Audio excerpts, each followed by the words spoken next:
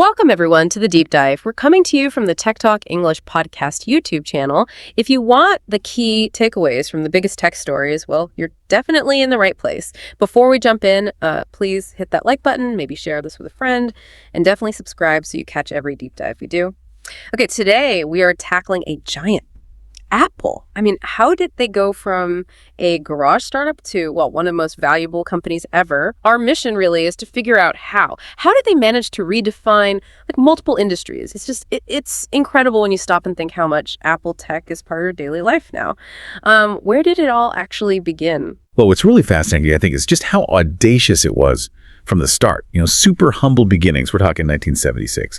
Steve Jobs, Steve Wozniak, Ronald Wayne, literally assembling the first Apple iComputer in a garage. Wozniak, the engineer, famously sold it for $666. Kind of a quirky detail from those early days.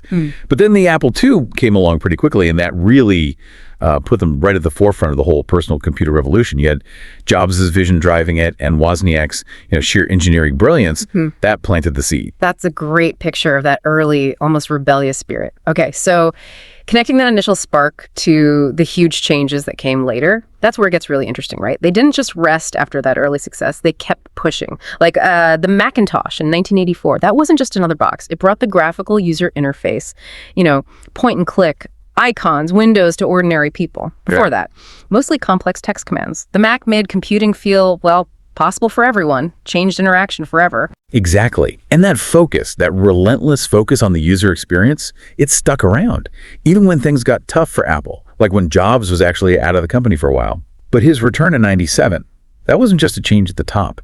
It sparked this huge creative boom. They started systematically taking apart industries and rebuilding them. Think about the iMac. That bold design, the colors, it screamed Apple's back.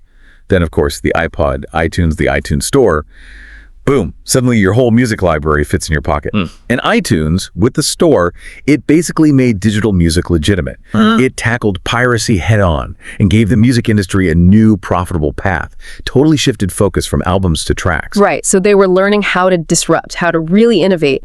But what pushed them over the edge from being a big tech company to this global cultural force impacting almost everyone? That tipping point. No question. It was 2007. The iPhone launch. It wasn't just a better phone. It was like a computer in your pocket, an internet device, an iPod, all in one.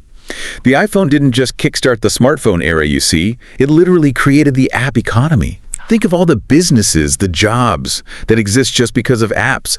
Billions of lives influenced. That multi-touch interface, the OS, it's at a standard competitor spent years just trying to catch up to. Fundamentally changed communication, information, everything. Yeah, I remember the absolute frenzy around that. And they didn't just stop with the iPhone, did they? It feels like they built outwards from there, creating this whole world. Absolutely. The iPhone was the cornerstone for this massive ecosystem.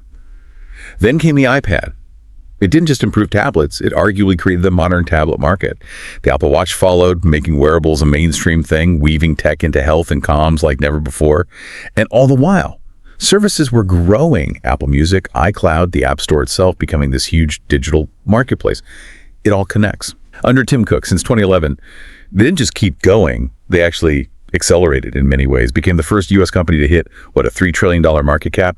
Just staggering. His focus has been different, maybe more on operations, global reach, sustainability too, proving you can innovate even at that massive scale. That $3 trillion number is just hard to wrap your head around. Okay, but being that dominant, that big, what are the challenges? How do you keep innovating when you're already on top? It raises that big question, what's next for Apple? That's the core challenge, isn't it? Constant reinvention, not just tweaking. Look at the Vision Pro headset. That's a big, bold step to what they call spatial computing, sort of blending the digital world onto the real world around you, immersive stuff. We're also seeing huge investments in AI, augmented reality. And so there are always rumors about health tech too. So yeah, they're clearly not planning on slowing down, always looking for that next big thing. But it's a huge undertaking, requires constant shifts in strategy. So bringing it all together, what does this whole journey mean for you listening in?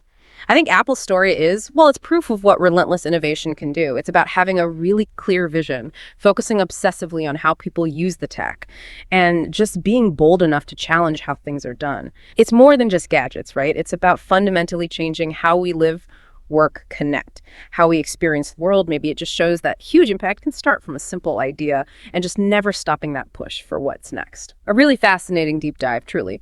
And hey, if you found this exploration interesting, do us a favor, hit that like button right now. Share this deep dive with someone who loves a good tech story. And please subscribe to the Tech Talk English Podcast YouTube channel.